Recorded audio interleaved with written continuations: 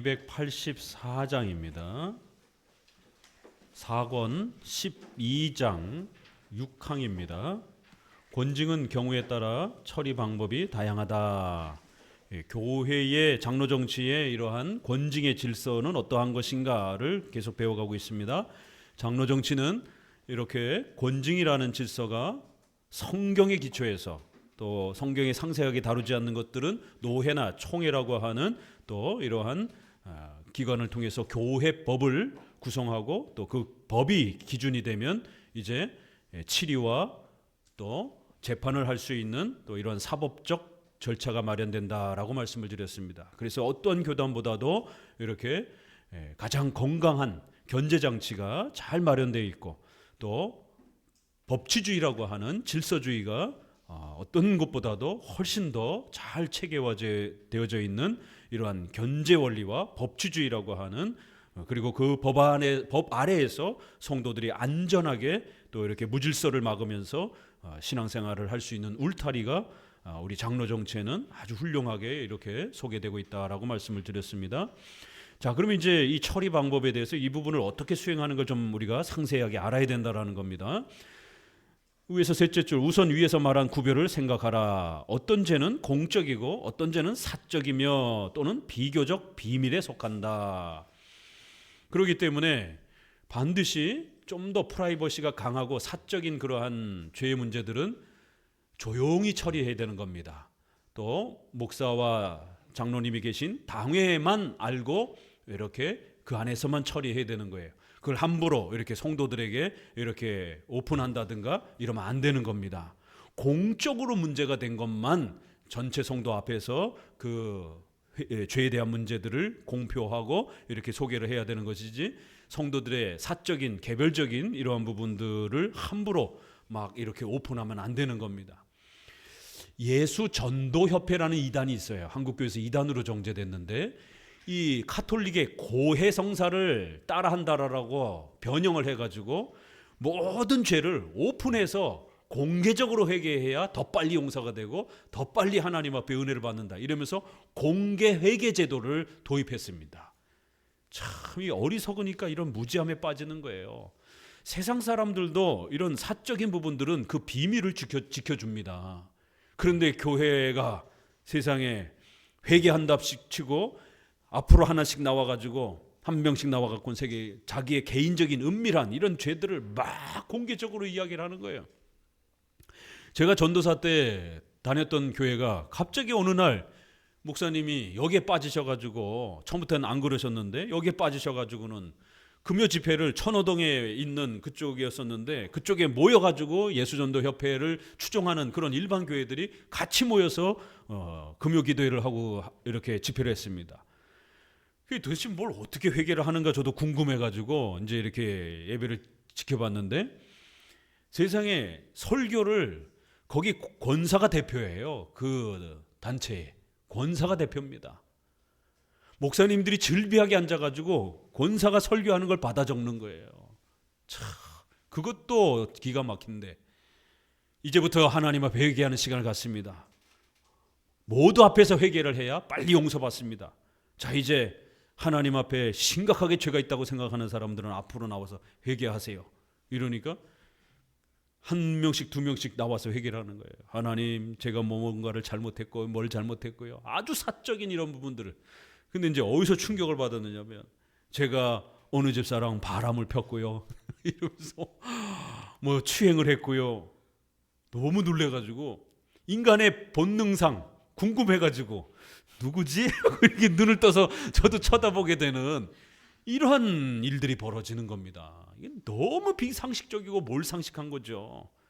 결국 한국교회에서 예수전도협회가 이단으로 정제가 되었습니다. 예수전도단하고 예수전도협회는 좀 달라요. 둘 다 문제가 있는데 이 예수전도협회는 빨리 이단으로 정제가 됐어요.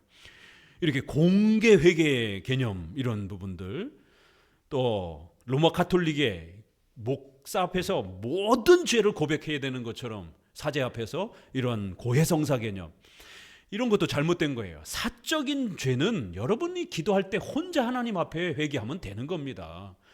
공적으로 교회의 질서를 어지럽히고 이런 것들은 이제 공적으로 당회가 책망을 하고 이러면 당회 앞에 와서 잘못을 구하고 이런 공적인 회개를 해야 되지만, 그렇지 않은 경우는 사적으로 하나님 앞에 얼마든지 회개하면 다 용서받는 것입니다. 쭉 내려오셔서 이제 큰 단락, 두 번째 단락, 처음 종류의 죄는 이 공적 죄죠. 그리스도께서 말씀하신 여러 가지 단계가 있습니다. 마태복음 18장에 이러한 단계가 필요하지 않고 그런 죄가 나타나면 교회는 당자를 불러서 그 죄에 해당되는 시정책을 취해야 한다. 그 다음에 둘째 종류에 대해서는, 셋째 줄 아래 경한죄에 대해서는 매우 엄격한 처벌보다는 말로만 경계해도 충분하다.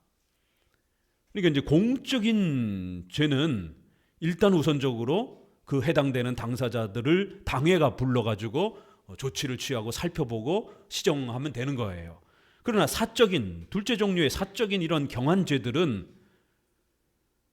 개인이 회개하면 되는 거고, 또 혹시라도 당회가 책망할 때도 권면 정도로만, 이렇게 충고 정도로만 이렇게 해도 충분하다라는 것이에요. 이런 경우에도 온화하고 아버지 같은 태도로서 훈계하라는 거예요. 셋째 줄 아래 그러나 추악한 행동에 대해서는 더욱 엄격한 방법으로 징계할 필요가 있습니다. 비행으로 교회에 중대한 손상을 입힌 사람이 견책만 받는다는 것은 불충분하고 얼마 동안 성찬에 참가하는 것을 금지시켜 회개의 확증을 보일 때까지 기다려야 합니다. 바울은 고린도 교회 신자를 말로 견책했을 뿐만 아니라 교회에서 출교도 했고, 고린도 교회 신자들이 그를 오래 버려둔다는 것을 또 거꾸로 너무 엄격하고 또 무섭게 책망하는 것을 또 책망하기도 했어요. 그래서 책망을 안 해도 문제가 되고 책망을 너무 무섭게 이렇게 또 해도 문제가 되는, 그래서 교회의 권징이란 그 적절함이 굉장히 중요하다라는 겁니다. 그래서 사적이고 좀 경한 거는 가볍게 책망하면 되는 거고, 좀 심각하고 공적으로 문제가 된 것들은 그것은 공적으로 이렇게 처리하면 된다라는 것입니다. 반드시 교회 안에 이러한 무질서가, 죄가 발생이 되면, 특별히 수찬정지에 이렇게 해당이 되는 그러한 내용들이 있다라면 그냥 대충 봐주지 뭐, 교회는 사랑으로 해야지 뭐 이러면서 덮으면 안 된다라는 겁니다. 그러면 그 성도도 망가지고 교회에 이러한 또 하나님이 주신 신적 권위가 망가지게 되는, 교회의 지도자들도 하나님 앞에 벌을 받는 겁니다. 책망하지 않은 배임죄, 직권남용 이런 것에 대한 벌을 받는 거예요. 지도자들은. 또 성도들은 그 죄가 고쳐지지 않으니까 또 거기에 또 벌을 받는 것이고요. 그래서 분명히 개인적인 가벼운 충고로 끝나지 않고 수찬정지가 이렇게 될 정도로 죄가 심각하면 불러다가 수찬정지를 시키고, 그리고 나서 조치를 취해주는 게 그 성도를 위해서도 훌륭한 겁니다. 하나의 예를 들어볼까요? 극동방송에서 제가 예전에 운행을 하다가 이제 극동방송에서 목사님한테 상담을 하고 이렇게 기도를 받는 그런 프로그램이 있어요. 그런데 이제 어떤 분이 기혼자 여성이 낙태를 해가지고 그게 자꾸 떠오른다라는 거예요. 그래서 기도원에 가서 기도도 하고 회개도 하고 많은 이런 일들을 했는데 이 마음의 양심의 죄책감이 사라지질 않는다는 거예요. 그러면서 이제 전화상으로 목사님 이거 어떻게 해야 되죠? 여러분 어떻게 해야 될까요? 우리 인간에게, 성도들에게 찾아오는 이 죄책감에 대한 문제를요, 죄책감이 없어도 문제고요, 양심에 화인 맞았다 그러잖아요. 죄를 져놓고도 죄책감을 못 느끼는 거, 이거 심각한 겁니다. 또 거꾸로 이 죄책감을 씻어내지 못하는 것, 분명히 그리스도의 피로 용서를 받는데 성화 부분에서 우리는 분명히 실수하고 잘못하면 다시 용서를 구하면 성화 부분에서 얼마든지 용서를 받아요. 그런데 이러한 죄의 용서와 거룩함, 회개, 이런 기독교 구원에 대한 질서를 잘 모르다 보니까 자기가 용서를 받았는지 안 받았는지를 확신을 못하는 거예요. 그래서 계속 죄책감에 시달립니다. 이 죄책감이 파고들면은요, 일상생활 못합니다. 자도 꿈에서 떠오르고, 일상생활 할 때도 계속 머리 떠오르고 죄책감이 지배를 하면서 삶이 붕괴됩니다. 일반 교회들은 어떻게 합니까? 상담을 하니까 자매님 더 열심히 회개하십시오. 그럼 하나님이 용서해 줄 겁니다. 아니 열심히 회개했다니까요. 그래도 회개가 좀 부족합니다. 더 열심히 회개합시다. 이거예요. 더. 아니 이 자매는 지금 그 죄책감이 너무 고통스러워서 이 죄책감을 어떻게 해소해야 되는지를 묻는데 목회자가 그 죄책감을 어떻게 해소해야 되는지를 답을 모르는 거예요. 이건 목회자의 무지입니다. 성경을 몰라서 기독교의 핵심 교리인 구원론, 칭의, 성화, 용서와 관련된 또 인간론, 회개, 성경의 핵심 교리를 목회자가 모르는 겁니다. 이거는. 그러니까 답을 못 주는 거예요. 아니 기도원에 가서도 회개했다니까요. 교회에서도 회개했는데도 안 되는 겁니다. 죄책감이 계속 떠오르는데 이거 어떻게 해야 됩니까? 죽을 것 같습니다. 엄마들은 또 모성애가 강하잖아요. 그러니 그 낙태를 한 것에 대한 마음이 아기한테도 또 본인한테도 너무 괴로워서 일상생활을 못할 지경이라는 거예요. 하나님이 용서해 줄 것입니다. 이게 막연한 수박 겉핥기식의 이러한 상담인 겁니다. 그러니까 그 틈을 타고 신비주의자들이 들어서 용서받은 것에 대한 확신을 방언이라든가 신비체험이라든가 이런 어떤 초자연적인 어떤 경험을 하면 그게 이제 용서받은 겁니다. 이런 식으로. 그러면 그런 거를 생리적으로 본성적으로 좀 이렇게 아주 좀 이성적인 이런 분들은 그런 경험들 잘 못해요. 주로 감성이 강한 분들이 이제 그런 이상한 체험도 좀 많이 합니다. 그럼 그런 체험을 못한 분들은 용서 못 받은 겁니까? 이게 성경을 모르니까 엉망진창이 되는 거예요. 어떻게 용서를 하는지, 어떻게 회개를 하는지를 모르는 겁니다. 이 구원론 우리가 앞부분에서 우리 장로교는 어떻게 합니까? 첫 번째, 신앙은 개인적 신앙 고백으로 이루어지는 거니까 하나님 앞에 회개하면 되는 겁니다. 하나님 앞에 마음을 다해서 회개하면 되는 거예요. 자, 여기에서 감리교와 회중파, 엄격주의가 차이가 납니다. 그럼 마음을 다해 진심을 다해 회개한 거를 어떻게 할 수 있습니까? 목사님, 제가 마음을 다해서 회개한 것 같은데. 강렬하게 임팩트 있는 우리 마음이 뜨거워지는 이런 식으로 자꾸 이제 형용사를 붙이는 거예요. 그래서 감리교의 특징을 회심 체험이라고 이렇게 말하는 겁니다. 성결교는 사중복음, 오순절파는 오중복음, 이런 얘기들이 바로 회개, 성결, 그 다음에 치유, 그 다음에 뭐 죽기 이러면서 하나씩 덧붙여 가는 거예요. 그럴 때 감리교는 회심 체험이라는 게 가장 중요한 교리적 기초입니다. 강렬한 체험, 뭔가 뜨거운 회개에 대한 체험. 그래서 뭔가 우리 인간의 깊은 곳까지 뚫고 들어가는 그러한 내면의 깊은 전심을 다한 회개. 이게 말이 쉽죠. 인간의 마음이 보입니까? 그러니까 이제 목회자가 이거 전심을 다하지 않으신 것 같은데 더 해야 됩니다. 이렇게 되는 거예요. 그걸 목회자가 어떻게 알아요, 그거를? 투시로 다 들여다봅니까? 10%밖에 회개 안 했습니다. 여기는 20%밖에 회개 안 했습니다. 이런 일이 벌어지는 거예요. 그러니까 그 전심으로 성경에 보세요. 회심의 준비 단계가 있어요. 회개의 단계론이 있습니까? 로마 카톨릭이 회개의 단계론을 만들어 놓은 겁니다. 이거를 알미니안주의자들이 그대로 사용해서 회심 준비론, 준비주의라고 하는 회개론을 가르친 겁니다. 이게 감리교 안에 청교도 안에 들어오면서 회심 준비론이라고 하는 형태로 교리로 고착이 된 겁니다. 최근에 조엘 비키가 은혜로 말미암는 준비론 이거를 청교도 쪽에서 써내가지고 회심 준비론이라는 걸 한국교회에 퍼뜨렸습니다. 제가 장로교 조직신학 교수로서 평생 30년 동안 조직신학을 연구하며 수많은 논문들을 읽었어도 장로교 안에서 회심 준비론이라는 형태로 회개한 적은 없다. 이런 문장 자체도 없다. 회개론에.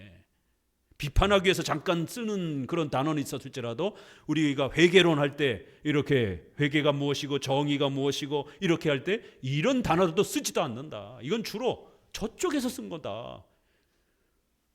그러면서 회심 준비론을 주장하는 분들은 이런 단계를 거쳐서 회개하지 않은 회개는 다 가짜라는 것이. 그래서 제가 회중파 청교도들의 이 회개론에 대해서, 구원론에 대해서 알미니안주적 요소가 있다라고 계속 비판한 겁니다. 이런 식으로 단계별로 주장을 하는데, 단계별 회개론, 회심 준비론을 주장하는데 윌리엄 펑키스가 이거를 최초에 주장을 했습니다. 그리고 존 오웬, 존 구딘, 토마스 구딘 이런 분들이 그걸 확대해 나갑니다. 그런데 재미난 일은 자기들끼리 싸워요.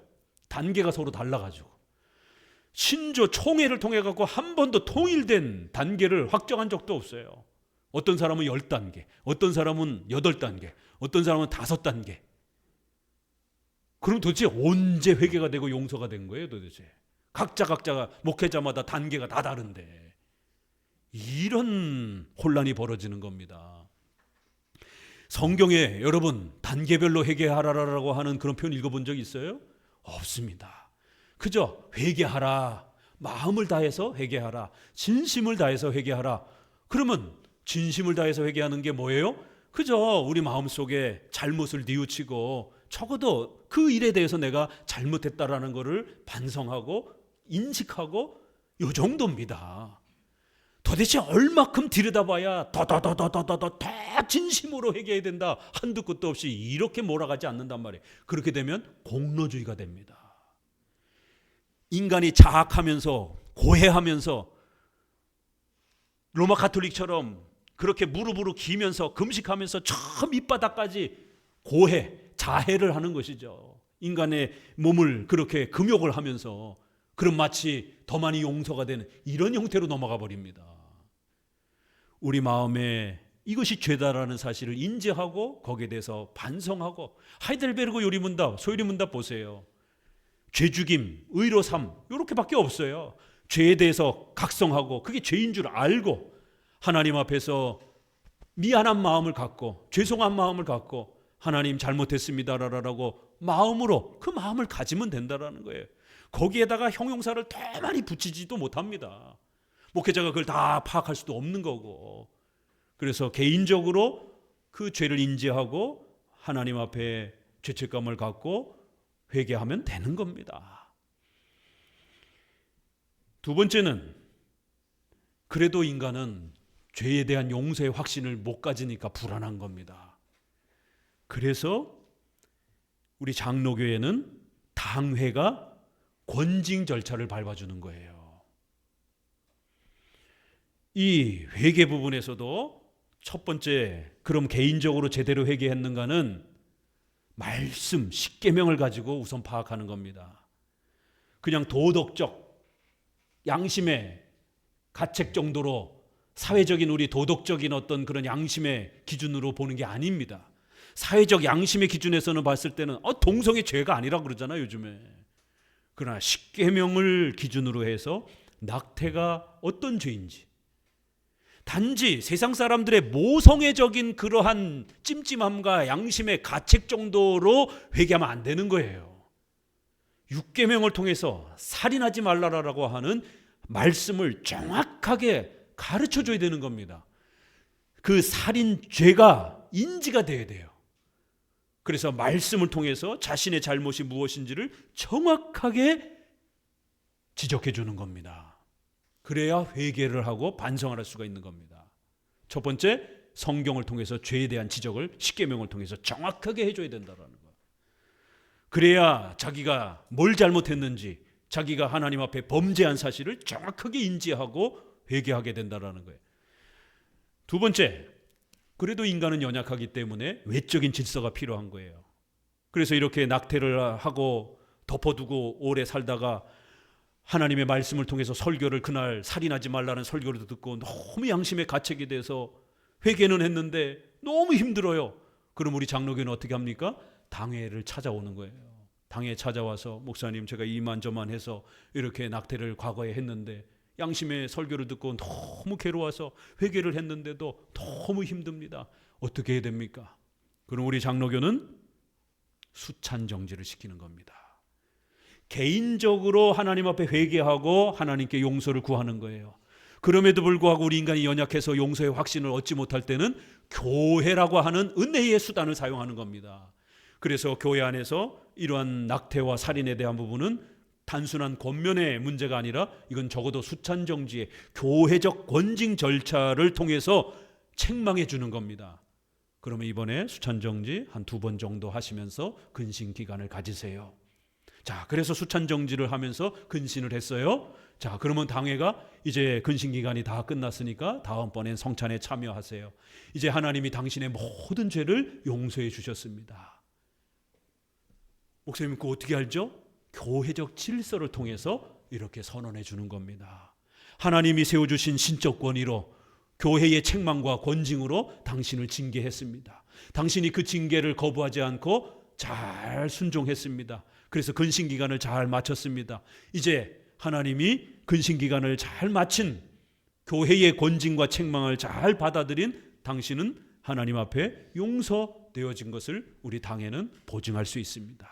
그러니 두려워하지 마시고 이제 그 낙태의 죄에 대한 과거에 대한 죄를 절대로 마음에 두지 마시고 이제는 예수 그리스도의 보혈의 피로 용서받은 것에 대한 또 그걸 교회의 수찬정지를 통해서 모든 죄에 대한 책망을 받아내는 거예요. 받고 이제 새롭게 용서받고 성찬으로 다시 들어오는 외적인 표시를 그렇게 만들어주는 겁니다. 꾸중을 받았다라는 책망을 받았다라는 외적 표시를 만들어주고 다시 성찬으로 받아들여지면서 용서를 받았다라는 이런 외적 질서를 만들어주는 겁니다. 인간이기 때문에 이런 질서가 필요한 거예요. 그래서 수찬정지를 잘 받아내서 회개의 내용을 당회로부터 인정을 받은 성도들은 절대로 두려워 안 하셔도 되는 겁니다. 왜요? 하나님께서 이렇게 교회의 질서를 세워주신 거기 때문에. 그러니까 이게 묘하게 까딱 잘못 사용하게 되면 교회의 용서의 권한과 이 선포의 은혜적 질서가 있어요. 이거를 악용한 게 누구예요? 로마 가톨릭인 겁니다. 그래서 교황이 용서 안 해주면 절대로 용서를 못 받는 이런 식으로 고해성사와 이제 용서의 권한이 남용이 된 거예요. 분명히 교회 안에는 당회를 통해서 장로 정치를 통해서 성도들을 의식과 질서를 통해서 용서받았다라고 하는 이 질서를 만들어줘야 됩니다. 그래야 자유로워져요. 자, 그런데 이것만은 또 강조하면 안 되죠. 개인의 신앙 고백으로 또 회개하는 자리를 만들어줘야 되는 거예요. 자, 그런데 독립파, 회중파, 감리교는 회심, 체험만 강조하면서 개인의 회개만 강조를 하는 겁니다. 그러나 우리 장로교는 개인의 회개도 중요하지만 이렇게 비중이 큰 것은 교회가 공적으로 개입해서 당회가 권징의 질서를 잡아주고 그 다음에 수찬정지와 같은 이런 회개의 외적 질서를 만들어주는 겁니다.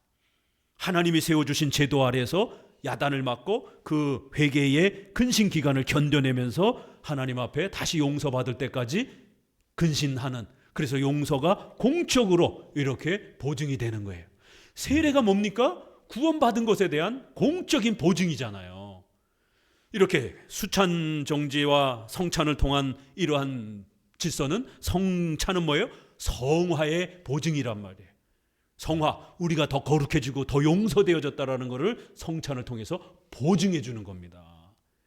오늘날 세례와 성찬을 다 무시하고 제2 성령 세례 받아야 된다라면서 쓰러지고 예언하고 이러니까 이 소중한 교회의 공적인 질서가 얼마나 대단한 것인지를 성도들이 다 잃어버린 거예요.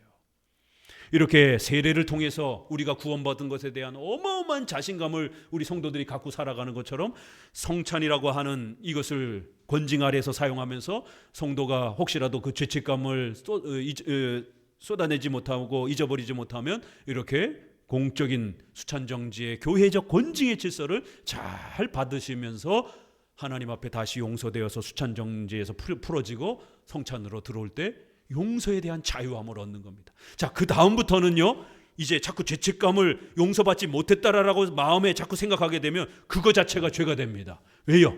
하나님이 세워주신 교회의 질서를 무시하는 행위가 되는 거예요. 예수 그리스도의 십자가의 보혈의 피를 부정하고 인정하지 않는, 예수님의 피로 용서해 주셨다라고 하는데도 내가 자꾸만 거기에 대해서 불안해하게 되는 또 이런 문제가 되는 겁니다. 그래서 교리적으로 예수 그리스도의 피로 용서되어지는 게, 성화되어지는 게 무엇인지를 또 교리적으로 강하게 성경을 통해서 가르쳐 줘야 되는 겁니다. 어떤 표시가 무슨 내 공로로, 내 고행으로 뭔가 이렇게 용서의 표징을 갖는 게 아니라 교회적 질서를 통해서 말씀으로, 예수님의 이 말씀을 통해서 우리가 교회적 질서 아래서 이렇게 근신을 잘 받아내면 하나님이 모든 걸 용서해 주겠다라고 하는, 땅에서 불면 하늘에서도 불리고, 땅에서 그 죄인이라고 징계하면 하늘에서도 죄인이라고 묶겠다라고 하는, 땅에서 풀면 하늘에서도 용서하고 풀어주는 공적인 선포를 해주시겠다라고 이렇게 마태복음 18장 16절에서 말씀하잖아요. 그래서 장로교가 멋있는 겁니다. 죄책감에 대한 이 무시무시한 마음의 이 괴로움을 교회적 질서를 통해서 강력하게 용서되었다라고 하는 표징을, 보증을 해주는 거예요. 이게 없으면 안 됩니다. 인간이기 때문에. 참 장로교는 인간의 이 연약함을 정확하게 알고 인간의 개인의 만인제사장이라고 해서 혼자 회개하고 혼자 믿음을 갖고 혼자 머리에 세례받고 이렇게 해서 혼자 신앙을 다 완벽하게 만들어, 이럴 수 없는 거예요, 인간이. 그렇다고 또 공적인 기구로만 이렇게 마음의 신앙 고백은 따지지 않고 외적인 그런 질서로만 모든 걸 할 수도 없는 거죠. 인간은 마음과 영혼을 가진 존재이기 때문에. 그래서 우리 장로교는 이렇게 마음의 신앙 고백과 또 외적인 보호, 은혜의 질서들을 절묘하게 이렇게 균형을 맞추는 겁니다. 왜요? 그게 하나님이 우리 인간의 연약함을 아시고 그렇게 보호책을 마련해 준 겁니다. 장로교의 권징이 이렇게 멋있는 겁니다. 그래서 함부로 행하면 안 됩니다. 이거 쉽게 해결되지 않습니다. 낙태 문제라든가, 또 이제 우리 신혼부부들 같은 경우 제가 예비 교육을 할 때 절대로 동침하면 안 된다라고, 아무리 결혼 청첩장 받아 놓는다 할지라도 동거하면 안 되고 동침하고 성관계하면 안 된다라고 끊임없이 강조하는 이유가, 성혼 선포를 통해서 부부로서 선포를 해야, 받아야 그때부터 부부가 되는 겁니다. 혼인신고를 국가에다가 해도 아직 교회적으로 부부가 아닙니다. 신앙적으로는 성혼 선포를 공적으로 받아야 되는 거예요. 그 결혼식을 통해서 공적으로 성혼 선포됐습니다 라고, 이제 이 부부는 이로부터 하나님 앞에 부부가 되었음을 선포합니다 라고 성혼 선포를 해줘야 되는, 바로 그 순간부터 부부가 되는 것이에요. 여러 증인들 앞에서, 하나님 앞에서 부부가 됐음을 선포합니다 라고 공포하는 거예요. 그전에는 절대로 성관계하면 안 되는 겁니다. 만약 성관계하면 어떤 일이 벌어지는지 아세요? 부부들은 이제 결혼을 하고 났는데 어떤 일이 벌어져요? 질병의 문제, 또 불임에 대한 문제, 또 재정적인 어떤 갑자기 회사라든가 사업이라든가 신혼부부가 위기를 겪습니다. 도대체 왜 이런 위기가 찾아오는지를 알 수가 없는 거예요. 아무리 기도해도 해결이 안 돼요. 우리 섭리 계속 배우잖아요. 섭리에는 어떤 원인과 결과가 작동되기도 합니다. 우리는 앞만 바라보고 미래만 쳐다보지만 하나님은 과거를 추적해서 우리가 혹시라도 죄를 범한 것이 있으면 반드시 브레이크를 걸고 그 문제를 해결하고 넘어가도록 만듭니다. 그러면 당에 찾아와서 또 상담을 할 때에 과거에, 특별히 신혼부부들 같은 경우는 그런 부분들에서 많이 미스를 하기 때문에 저도 제일 먼저 물어보는 게 그런 걸 물어봅니다. 결혼을 준비하는 과정 중에 혹시라도 결혼을 앞두고 성관계를 했다든가 또 동침을 했다든가 이런 일들이 발생하지는 않았는지, 그러면 그런 일이 있었습니다. 그러면 그게 제일 원인이 되는 거예요. 제 첫 번째 원인이 되는 겁니다. 그럼 바로 그런 문제 때문에 이런 어려움이 발생이 된 겁니다. 그럼 어떻게 해야 되죠?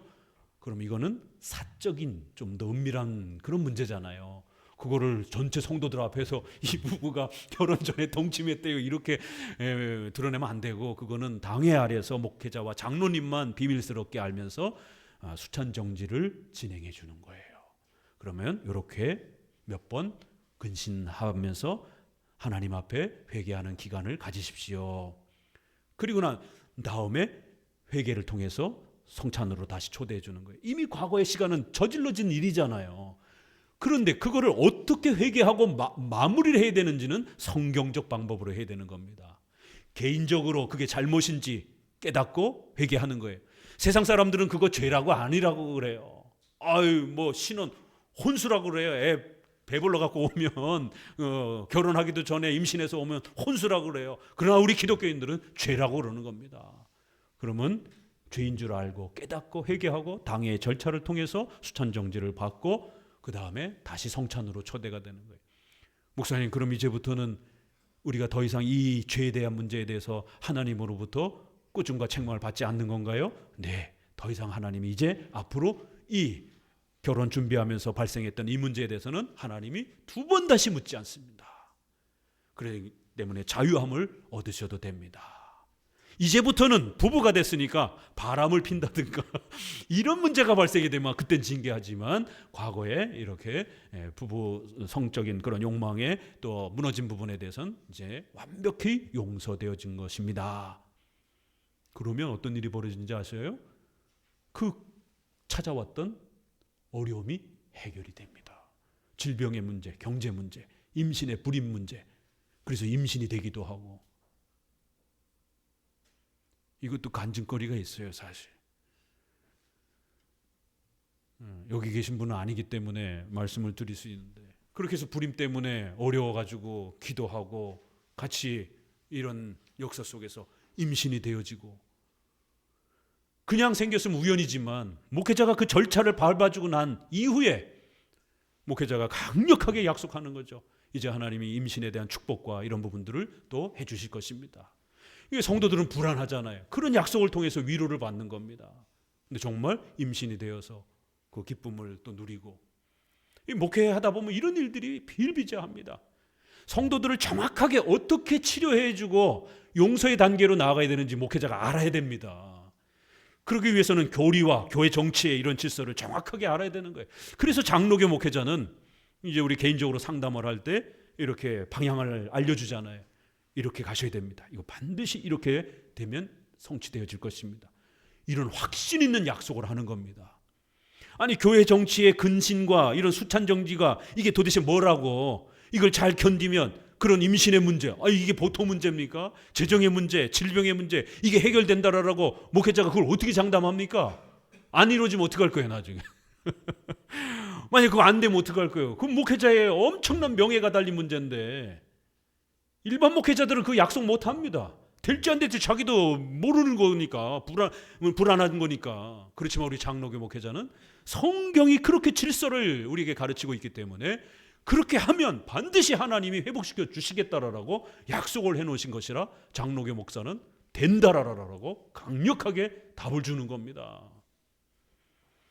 그러면 실제로 그런 답들이, 회복들이 성도들 안에 이루어지는 거예요. 그래서 성도들이 장로교의 이러한 권징과 책망이 얼마나 큰 복인지를 경험하게 되는 겁니다. 그러니까 이러한 하나하나 부분에서 우리 가르침들이 우리의 삶을 살리는 소중한 복이 된다라는 것을 꼭 기억하셔야 됩니다. 자, 7항 고대 교회에서는 권징이 모든 위반자에게 동등하게 적용되었다. 아무도 이 권징에서 제외되지 않았으므로 군주나 평민이나 모두 복종했다.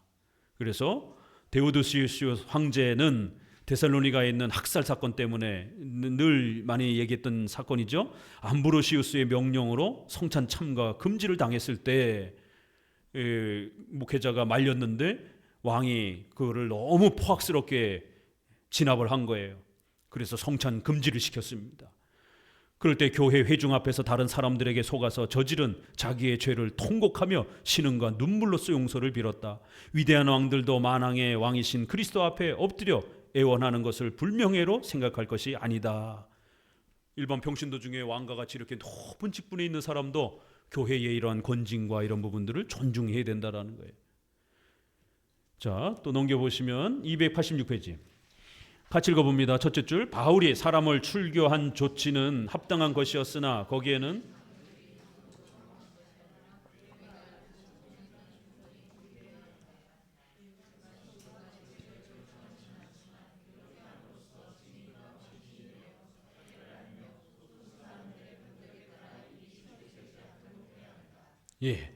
이렇게 교회의 권징 부분에 있어서는 당회가, 장로들이 그 일을 처리하는 거예요. 결정하는 거예요. 그렇지만 장로들이 그것을 독단적으로만 하는 게 아니라 교회가 알고 찬동하는 조건으로 이렇게 해서 중요한 일들은 공동의회를 통해서 항상 성도들의 3분의 2 투표를 받는 겁니다. 그래서 직분을 세울 때도 그렇고 또 면직을 할 때도 그렇고 결정은 당회가 하는 거예요. 그렇지만 최종 이제 이렇게 승인은 공동의회에서 성도들과 함께 하는 겁니다. 이런 표현들을 이제 이해하시겠죠? 장로들이 단독으로 하는 것이 아니라 교회가 알고 찬동. 그래서 교회는 지난번 우리 종교개혁 특강에서 이런 표현들 많이 나왔죠. 당회는 결정하고 성도들은 승인하고 인정하고 찬동하고 이런 표현들이 이렇게 구별이 되는 겁니다. 일반 신도가 대책을 결정하지는 않지만 회중파 정치가 아니기 때문에 결정권은 없는 거예요. 그건 당회가 갖는 겁니다. 그러나 증인처럼 감신처럼 이렇게 성도들은 함께 동의해 주는 형태로 공동의회라는 제도가 장로교회는 존재하는 겁니다. 권징은 온건하게 실시하라. 엄격주의를 논박한다. 파랑 교회의 권징은 엄격주의와 온건주의가 있다라는 겁니다.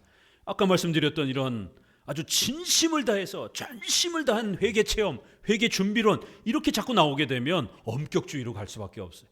그러니까 그 청교도 회중파 청교도 학자들도 단계를 자꾸 높이잖아요. 어떤 분은 10단계씩.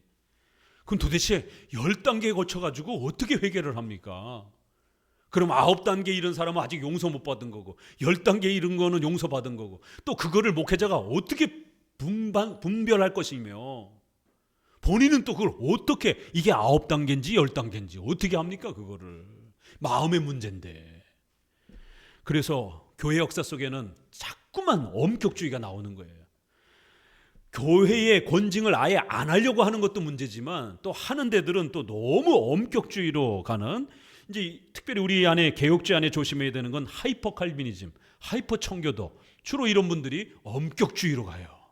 너무 널널한 이것도 아니고 저것도 아니고 막 섞어가지고 이렇게 가는 혼합주의적 개혁주의도 문제지만 극단적으로 이렇게 너무 고립적으로 금욕주의적으로 끌고 가는 이러한 하이퍼 칼비니즘과 청교도도 조금 지나친 겁니다.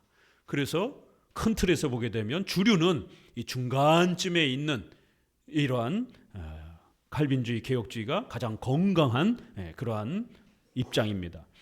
그러나 우리는 이런 엄격한 태도에 온유한 심령, 갈라디아서 6장 1절 결합하는 것이 교회로서 합당한 일이라는 사실을 잊어서는 안 됩니다. 바울이 명령한 것처럼 벌을 받을 사람이 너무 심한 슬픔에 빠지지 않도록 특별히 주의해야 합니다. 고치려고 하다가 죽이면 안 된다라는 거예요. 그래서 고린도서에 보게 되면 고린도서의 큰 주제는 뭐라 그랬죠? 싸움. 성도들이 너무 많이 싸우는 거예요, 교회 안에서. 그래서 고린도전서 후서는 싸우지 말라라고 책망하는 겁니다.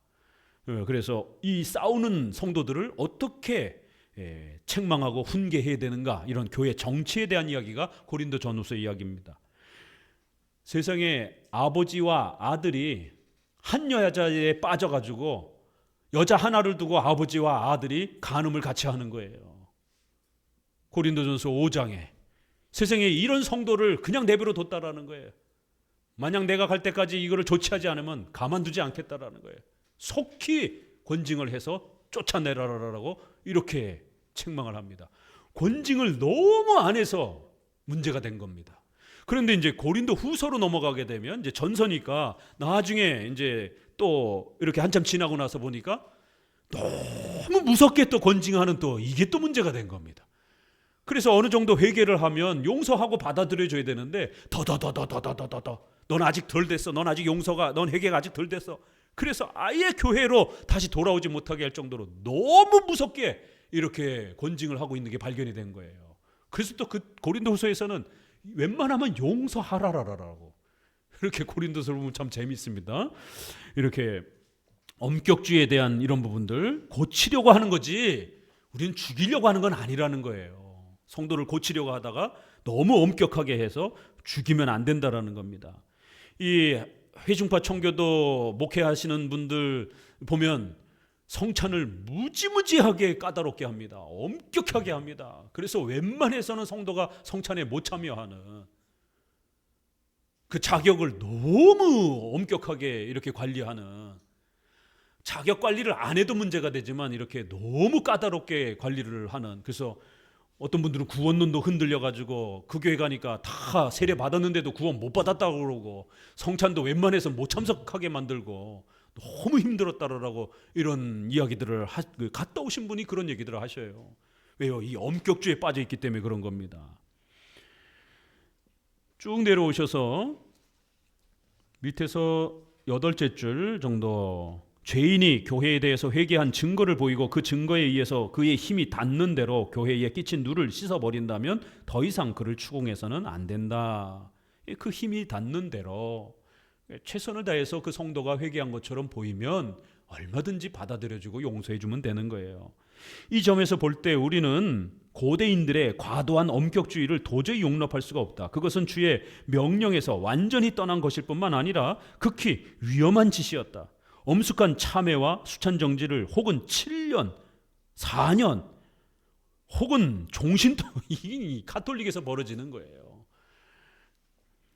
가벼운 수찬정지는 1회, 2회 정도, 좀 엄격하면 뭐 한 6개월 정도, 정말 심한 거는 뭐 출교 직전 뭐 이러면 한 1년 정도지만 그 이상을 가면 안 된다라는 거예요. 어떻게 3년, 4년을 수찬정지를 시킬 수 있겠냐라는 겁니다. 이건 너무 엄격한 거라는 거죠.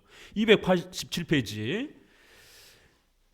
또다시 타락한 사람이 두 번째 회개하는 것을 용인하지 않고 평생 교회에 축출했다는 것도 유익하지 않았고 도리어 합당하지도 않은 처사였다. 건전한 정신으로 이 문제를 숙고한 사람이라면 누구든지 고대인들이 이 점에서 현명하지 못했다는 것을 압니다. 넷째 줄 아래 키프리아누스 여기 나오죠. 그 밑에 줄 다운표 안에부터 같이 읽어봅니다. 우리는 모든 사람이 오는 것을 참고,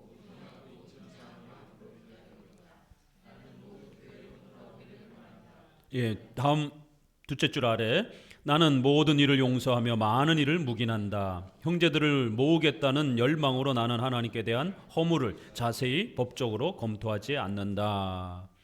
밑에서 7째 줄 크리스토스톰도 또 있어요. 이렇게 초대 교부시들의 시대도 이렇게 권징은 하되 온건주의로 하라라고 이렇게 수많은 교부들이 가르치고 있습니다. 다운표 안에 하나님께서 그렇게 친절하신데 그의 사제가 엄격한 채 할 까닭은 무엇이냐. 그뿐 아니라 우리는 어거스님 도나티스트파에 대해서 얼마나 온유한 태도를 취했는지 안다. 분열을 버리고 돌아온 사람은 서슴지 않고 본래 있던 감독구에 받아들였으며 그것도 회개하면 즉시 받아들였다. 이 노바티안 또 도나티스트 이 파예요. 한 파예요. 아주 순혈주의자들, 아주 철저하고 완벽한 성도들끼리만 교회를 하려고 했던 이러한 완벽주의자들, 엄격주의자들, 다 이단으로 정제됐습니다. 이 어거스틴 시대에.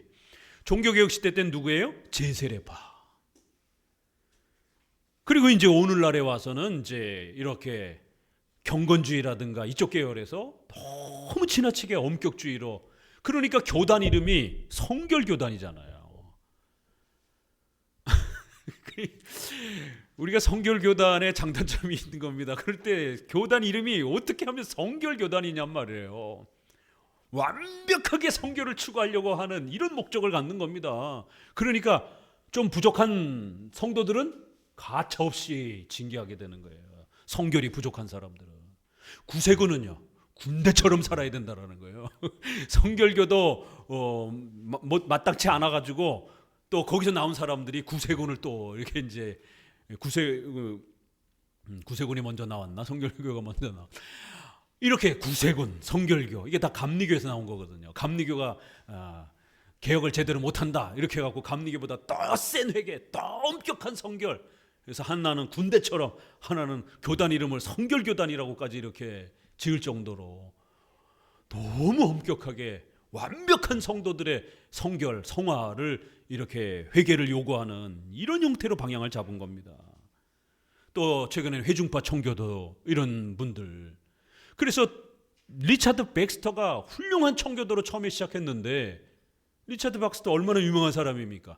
근데 결국에는 믿음으로 구원받는다라는 걸 처음엔 인정했지만 성화와 성결을 너무 강조해가지고 도대체 성도가 교회 생활하는 게 이게 말이 돼? 이렇게 해서는 이거 신자로 취급할 수 없다. 적어도 이 정도 수준의 교회 생활과 또 윤리의 일상생활에서 이 정도는 유지해야 된다. 자꾸만 이렇게 강조하기 시작한 겁니다. 그래서 결국에는 이 정도 수준을 교회 생활에서는 예배 한 번도 1년에 빠짐없이 드려야 되고 기도도 100시간 해야 되고 성경도 1000시간 읽어야 되고 뭐 이런 식으로 만들어 놓은 거예요. 윤리에 있어서도 거짓말 단 한 번도 해서도 안 되고 화 한 번도 내서도 안 되고 뭐 이런 식인 겁니다. 여기에 기준에 이르지 못한 사람들은 구원받지 못했다라고까지. 우리 장로교는 성화가 부족하다 이렇게 얘기를 해요. 우리는 성도가 연약하기 때문에 성도이지만 연약한 성도다 이렇게 얘기를 하는데 저쪽에서는 구원받지 못했다 이렇게 말을 해버리는 거예요. 그러니까 리차드 백스터가 결국 나중에 신율법주의로 비난을 받게 된 겁니다. 행위구원자, 인간의 그런 완벽한 윤리와 신앙의 모습으로 구원을 받는 것처럼, 그렇게 되면 예수님의 피로 구원받는 게 아니라 종교 생활로 구원받는 로마 카톨릭적인 행위구원이 돼버리잖아요. 이렇게 훌륭하게 처음에 시작했던 청교도가 왜 나중에 행위구원주의자로 전락해버렸냔 말이에요. 이 청교도의 성화론, 구원론, 교회론이 약하기 때문에 그런 겁니다. 자, 또 넘어갑니다. 권징은 온건하게 실시하라. 엄격주의를 논박합니다. 칼빈 시대에도 이 엄격주의자들이 그때 제세례파가 있었기 때문에 얼마나 교회 안에 문제를 일으켰는지 기독교 강요에 이런 엄격주의자들을 조심하라라고 계속 경고한 겁니다. 저쪽 287페이지 넘어오셔서 9항 교회 권징에 따른 우리의 판단에는 한계가 있다. 왜 우리가 엄격주의로 가면 안 되냐면 목회자의 판단에도 장로의 판단에도 실수가 있기 때문에 그런 거라는 거예요. 그래서 항상 조심해야 되고, 또 그래서 우리가 노회의 판단도 받고 총회의 판단도 이렇게 2중 3중으로 견제를 통해서 우리가 3심 재판을 받는 것도 판사가 훌륭하지만 사람이기 때문에 실수할 수 있는 겁니다. 그래서 한 사람을 징계하고 교회에서 내쫓고, 이거는 영적인 출교이기 때문에 사망 선고나 마찬가지잖아요. 이단 판정이라든가 이런 거. 그렇기 때문에 신중히 해야 된다라는 겁니다. 실수할 수 있어서. 교회는 타락한 사람을 온유하게 대해야 하며 극도로 엄격한 벌을 주어서는 안 됩니다. 사랑의 이런 부분들을 보여줘야 됩니다. 권징은 하되 사랑을 전제로 항상 하라는 거예요. 위에서 다섯째 줄 같이 읽어봅니다. 교회에서 추방된 사람들을 선택된 사람들의 수요에서 삭제하거나 그들이 이미 멸망한 사람인 것 같이 절망하는 것은 우리 할 일이 아닙니다. 그들을 교회와 그리스도에게서 멀어진 사람으로, 그러나 떨어져 있는 동안에 한해서만 그런 것으로 생각하는 것이 마땅합니다. 출교했다고 지옥에 떨어진 게 아니라는 거예요. 지옥에 떨어진 것처럼 이렇게 막 취급하면 안 된다라는 겁니다. 성화적 책망, 교회적 질서 아래서 연약함에 대한 책망으로 이해를 해야지, 구원이 취소된 것처럼 리차드 백스터가 그렇게 너무 세게 몰아간 거예요. 회중파 청교도들이 이렇게 하면 구원 못 받는다 이런 말을 너무 자주 한단 말이에요. 여러분 교회 안에 다 있어도 구원 못 받을 수 있습니다. 여러분 세례 받아서도 구원 못 받을 수 있습니다. 여러분 구원 받았다고 안심하지 마십시오. 이런 설교를 너무 많이 한단 말이에요. 그러니까 회중파 교회 다니면 어떻게 돼요? 내가 신앙생활 예배도 이렇게 열심히 못하는데 나도 구원 못 받았으면 어떡하지? 이런 불안함이 끊임없이 찾아오게 됩니다. 그래서 구원의 확신을 파괴하게 되는, 결국 행위구원으로 몰아가게 되는 이런 일이 벌어집니다. 이게. 자, 계속해서 읽어봅니다. 쭉 내려오셔서 밑에서 다섯째 줄, 하나님께서는 원하시기만 하면 언제든지 가장 사악한 사람을 가장 선한 사람으로 변화시키며 이질적인 사람을 접붙이시고 외인을 양자로 삼으셔서 교회에 들여놓으십니다. 사람들의 의견을 물리치시며 그들의 경솔한 생각을 억제하시기 위해서 이렇게 하시는 겁니다. 그러니까 아무리 강박해도 또 하나님이 용서해 주시면 얼마든지 또 선한 사람으로 바뀌기 때문에 너무 엄격주의로 가지 말라라는 거예요. 시팡, 출교는 교정수단입니다. 땅에서 매면 하늘에서도 매이고, 이 마태복음 18장 바로 두 번째 줄부터 읽어봅니다. 이 매는 일의 효력을 교회의 견책에 한정하셨습니다. 이렇게 하는 것은 출교당하는 사람들을 영원한 파멸과 멸망에 빠뜨리는 것이 아니라 그들의 품행과 생활이 비난받는 것을 듣고 만일 회개하지 않으면 영원한 정죄를 받으리라는 것을 확신하게 만들려고 하는 것입니다. 출교와 저주는 다른 겁니다. 저주는 모든 용서를 거부하고 사람을 영원한 멸망에 정죄시키는 겁니다. 출교는 그의 도덕적 행위를 처벌하며 징계하는 것입니다. 교회 권징은 지옥에 떨어뜨리는 게 아니에요. 출교시켰다가도 회개하면 다시 얼마든지 신자로 받잖아요. 아니 그럼 이 사람이 뭐 지옥을 들락날락 하나요? 그렇죠?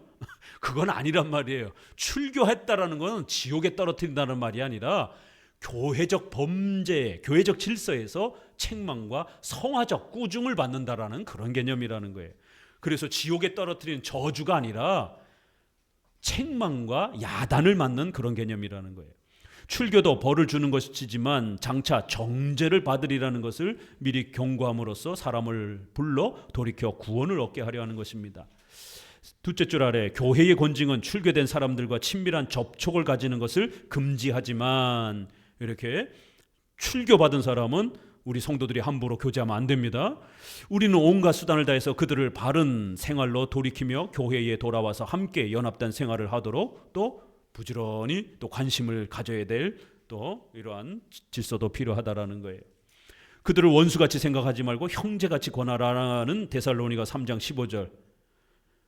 책망은 하되 원수같이 대하지 말라라는 거예요.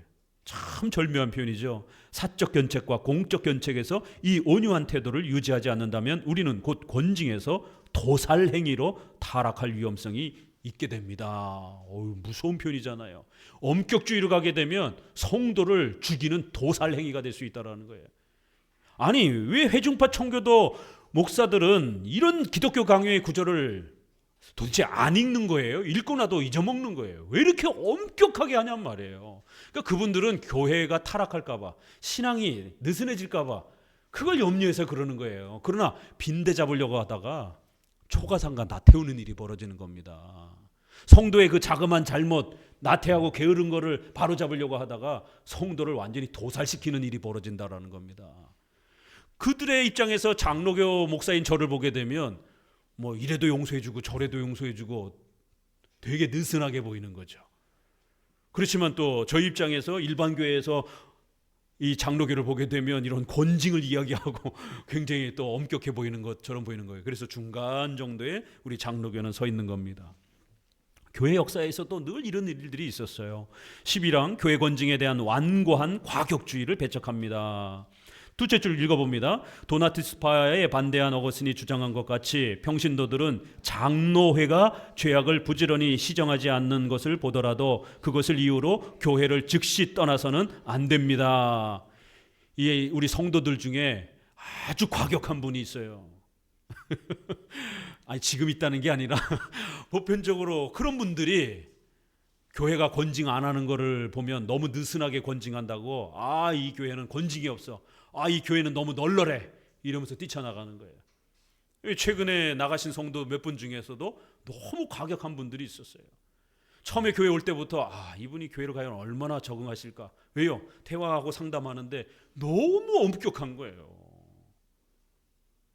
이런 엄격주의자들을 과거에는 근본주의자라고 이렇게 그런 교파가 있을 정도로 이렇게 용서를 못하는 거예요. 일반 성도들하고 이렇게 좀 참아주지를 못하는 거예요. 뭐 요만큼만 뭐가 문제가 돼도 다 문제 삼고 목회자의 어떤 설교에서도 요만큼의 목회자가 이름을 거꾸로 오늘도 요셉과 야곱을 제가 초반에 거꾸로 불렀는데 어떻게 목회자가 그럴 수 있느냐라고 목회자가 따지고 막 이런 과격함이 있는 분들이 있어요. 교회 생활 못합니다. 이렇게 되면 벌써 칼빈의 기독교 강요에 장로회가 부지런히 책망을 안 한다라고 그런 이유로 교회를 떠나는 분들이 있다라는 거예요. 요만큼의 느슨함도 못 견뎌가지고 그러면 안 된다라는 겁니다. 그런 이유 때문에 교회를 떠나서는 안 된다라는 거예요. 또 목자들은 시정해야 할 것은 소원대로 전부 씻어버리지 못한다고 해서 그 때문에 직책을 버리거나 비상한 엄격주의로 교회 전체를 어지럽게 해서는 안 된다. 자, 목사들 중에서도 성도들의 요만한 잘못도 티끌도 못 견디는 거야. 이거 바로 잡아야 되는데 어떻게 성도가 이렇게 집사가 어떻게 이렇게 그냥 이 정도밖에 안 돼. 이거 빨리 더 이러면 안 된다라는 겁니다. 답답해도 기다려줘야 된다라는 거예요. 참고 인내하면서 그 성도가 자랄 때까지. 어린아이 같은 사람을 갖다가 어른처럼 행동하라 그러면 그게 됩니까? 안 되죠. 목사가 되기 전에 자기도 청년 때 돌아보면 자기는 그렇게 막 쭉쭉쭉쭉 성장했나요? 아니잖아요. 본인도 깨지고 엎어지고 많이 실수하면서 목회자가 됐잖아요. 목회자가 되고 난 다음에도 훌륭한 목회자에 비하면, 선배 목회자에 비하면 얼마나 연약합니까? 전도도 잘 못하고 설교도 잘 못하고, 성도들 신방 갔다가 실수해가지고 성도들 이렇게 말 잘못 던져가지고 성도가 상처받아가고 교회 떠나가고, 이 목회자의 이 초창기에 이 연약한 목회자들이 실수 많이 해가지고 성도들 많이 내쫓기도 합니다. 성도가 잘못해서 나가기도 하지만 목사가 잘못해서 성도를 내보내기도 해요. 이런 일이 교회 안에서 늘 있다라는 거예요. 그래서 성도도 좀 참아야 되고 온유해야 되고, 목사님도 너무 그렇게 막 날성검처럼 이렇게 온 세상의 거룩을 다 혼자서 해결할 것처럼 이러면 안 된다라는 거예요. 비상한 엄격주의로 이렇게 서슬퍼런 칼날처럼 이렇게 하면 안 된다라는 거예요. 우리 김 주사님이 한 말이 있어요. 같이 30년 가까이 있었으니까, 목사님 초창기부터 있었으니까, 목사님 처음에 목회할 때 눈에서 레이저가 나왔대. 누가 잘못하나 이렇게 하고, 잘못한 거 딱 발견하면 바로 치고. 그때는 이제 잘 모르니까 이게 막 이렇게 해야 되는 줄 알고 막 너무 세게 이렇게, 이런 또 입장에서 이제 그런 모습이 본의 아니게 저 안에도 이렇게 그렇게 흘러나오게 되는 겁니다. 지금은 좀 많이 온유해졌어요. 자, 그 밑에 어거스틴은 참으로 옳은 말을 했다. 다운편에 읽어봅니다. 시정할 수 있는 것은 책망으로 시정하고, 또 시정할 수 없는 것은 공정하게 비난하고, 건실하게 참으면서 평화의 유대를 깨뜨리지 않고 제거하는 사람은 자유로우며 모든 저주에서 풀려난다. 밑에 줄, 교회의 권징의 방법과 수단이 경건하게 유지되려면 서로 용납함으로써 지키라고 사도가 우리에게 명령한 것, 곧 평안에 매는 줄로 성령의 하나 되게 하신 것에 주의해야 한다. 시정할 수 있는 것은 시정하고, 또 시정할 수 없는 것은 책망은 하되, 안 고쳐지면 어떻게 된다고요? 목회자가 뭐 어떻게 해요? 참는 수밖에 없지. 참으라는 거예요. 지금 당장 안 고쳐져도. 참 멋있는 말이잖아요. 시정할 건 당연히 해야 되는 거고, 만약 안 고쳐지면 좀 더 기다리고 참으라는 겁니다. 밑에 줄, 두째 줄, 어거스틴은 교회 안에 허물이 남아있지 않도록 목자들은 끝까지 노력해야 하며, 뿐만 아니라 모든 사람이 각각 힘 잘하는 데까지 노력해야 된다는 것을 인정한다. 그리고 악한 사람들을 지지하거나 그들과 함께 죄를 짓지 않았다 하더라도, 이거 잘 보세요. 교회 안에도 이런 일이 벌어집니다. 악한 사람들을 누가 선동을 해요. 그럴 때 그 악한 사람들의 선동에 지지하거나 그들과 함께 죄를 짓지 않았다 하더라도 그들을 경고하여 책망하며 시정하는 일을 등한시하는 사람은 주님 앞에 죄가 있다는 사실을 숨기지 않는다. 우리 카페에도 부지런히 들어오셔서 우리 성도들이 쓰는 글들 부지런히 읽으세요. 그것도 다 공부가 됩니다. 우리 오늘 기도했던 우리 형제가 어젠가 그제 쓴 글이 교회 정치와 관련돼서 요 내용을 썼더라고요. 미리 공부를 했는지 아주 멋있게 썼어요.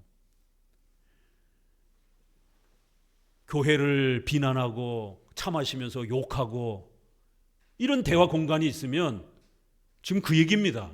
선동하는 사람도 문제지만 그 선동에 적극적으로 참여하지 않았어도 간접적으로 한 발 이렇게 들여놓고 있는 것도 문제가 될 수 있다는 거예요. 그러면 그런 자리를 피할 줄도 알아야 된다는 거예요. 목사님 비난하고 교회 성도들 욕하고 뒷담화하고 이런 불편한 자리가 있으면 하지 못하도록 대화 주제를 바꾸든가, 또 아니면 본인이 듣기 불편하다라고 떠나든가 이러셔야 되는 거예요. 같이 선동을 참여해도 안 되고 같이 또 듣고 있어도 안 되는 겁니다. 인간이기 때문에 듣다 보면 정말 그래? 이런 마음이 흔들린단 말이에요. 항상 교회는 그런 문제 때문에 분란이 일어나잖아요. 참 놀라운 표현이, 이 시대에도 이런 문제가 있습니다. 인간이기 때문에 똑같은 문제가 벌어지는 겁니다. 자, 그래서 항상 책망을 하면서도 또 이런 실수들을, 죄가 있다는 사실을 숨기지 않았다라는 거예요. 그거 분명히 죄라는 겁니다. 비록 엄격하게 책망을 하지 않았어도 분명히 이런 부분에 대해서 잘못이다라는 건 또 일러줬다라는 거예요. 그것은 또 악한 사람들을 성찬에 참여하지 못하게 할 수 있으면서 또 그렇게 하지 않는 사람들은 다른 사람의 과오로 죄를 짓는 것이 아닌 자신의 과오로 죄를 짓는다는 것을 어거스틴이 인정한다. 이제 교회 지도자가 성찬 금지에 대한 책임을 또 부지런히 행해야 된다라는 겁니다. 다만 그가 바라는 것은 주께서 가라지를 뽑다가 곡식까지 뽑을까 항상 또 온건함을 또 유지하라는 거예요. 그 신중한 태도를 강조한 겁니다. 키프리아누스와 함께 자 같이 읽어봅니다. 결론: 시정할 수 있는 것은 인자한 태도로 시정하라. 시정할 수 없는 것은 길이 참으면서 사랑하는 마음으로 그 일을 슬퍼하며 신음하라고 결론을 내린다. 이렇게 교부 시대의 수많은 목회자들도 전부 다 온건주의로, 권징은 하되 온건함으로, 종교개혁 시대의 칼빈과 이렇게 우리 종교개혁자들도 엄격주의파들을 이렇게 계속해서 비판하잖아요. 뒤에 또 나옵니다. 도나스파, 제세례파. 오늘 우리 시대에도 이렇게 너무 지나치게 엄격주의로 교회를 운영하려고 하는 이런 부분들에 대해서는 조심해야 되는 겁니다. 성도도 마찬가지고 목회자도 마찬가지고. 그래서 교회 안에는 항상 연약한 사람들이 존재해요. 나도 실수해서 남한테 상처를 주기도 하고, 그러면 여러분도 바로바로 불려다가 다 야단 맞고 그러면 출교도 당하고 막 이래야 됩니까?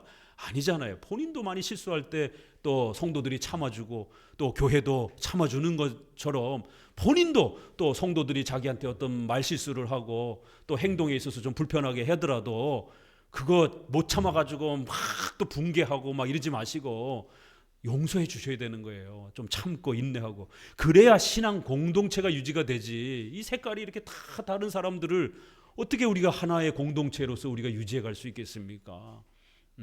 그렇기 때문에 지금 계속 교회론 부분에 있어서 이렇게 성도가 뭔가를 잘못했을 때 교회는 어떻게 이거를 성도를 잘 성장시키면서 교회를 안정화시킬 수 있는가, 이런 성경적 원리들을 우리에게 소개하는 겁니다. 기도합니다. 하나님